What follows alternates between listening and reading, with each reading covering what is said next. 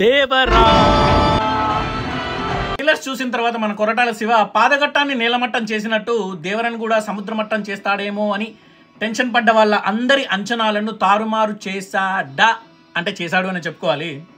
పాదఘట్టం ప్రపంచంలోకి మనం ఇమడలేకపోయినాం, కానీ ఎర్ర సముద్రం అనే ఈ దేవరాలో ఆ ప్రపంచంలోకి ఫస్ట్ ఫ్యూ మినిట్స్లో మెల్లమెల్లగా ఇముడతాం. అంత మంచిగానే అనిపిస్తుంది. ఆ లోకంలో గ్రాఫిక్స్ కొంచెం అటు ఇటుగా ఉన్నాయా అంటే నా వరకైతే మంచిగానే అనిపించినాయి.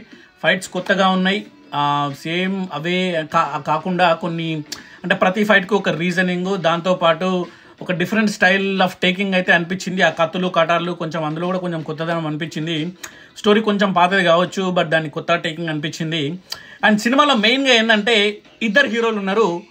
ఒకరు జూనియర్ ఎన్టీఆర్, ఇంకొకరు అనిరుద్ బీజిఎం నబ్బా. అసలు వాడు ఈ ఏజ్లోనే ఈ రేంజ్కి ఎదిరిపోతుందంటే త్వరలో ఆ హిమాలయాలు ఎవరెస్ట్లు అన్నీ అంత హై స్థాయికి డెఫినెట్లీ పోతాడు, అందులో డౌటే లేదు.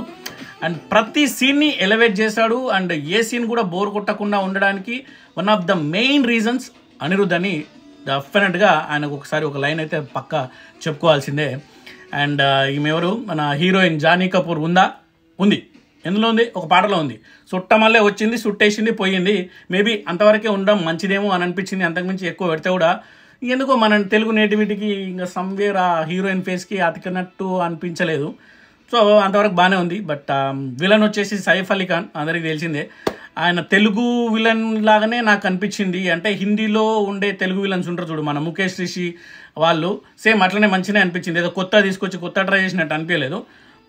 బాగా మంచిగా సెట్ అయింది ఆ క్యారెక్టర్కి, బాగా అనిపించింది. అండ్ రెండు చిన్న చిన్న ట్విస్టులు ఉంటాయి.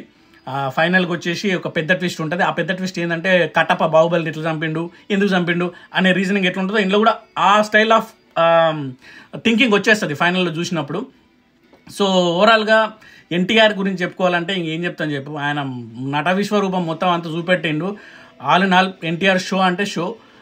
రెండు క్యారెక్టర్లు కుమ్మి పడేసిండు. దాన్ని ఆ క్యారెక్టర్ ఎంత చేయాలి, పెద్ద క్యారెక్టర్ ఎంత చేయాలో అంత చేసిండు, చిన్నది ఎంత చేయాలో అంతకు మించే చేసిండు అని చెప్పుకోవాలి. ఆయన యాక్టింగ్ ఎవరు ఇంకా పుల్లబెట్టేటట్టు ఏం లేదు. ఓవరాల్గా సినిమా అయితే ఎందుకో మిక్స్డ్ టాక్ వచ్చింది, కొంచెం యావరేజ్ అంటారు. కానీ నా వరకైతే definitely Devara is a super duper hit. That's it.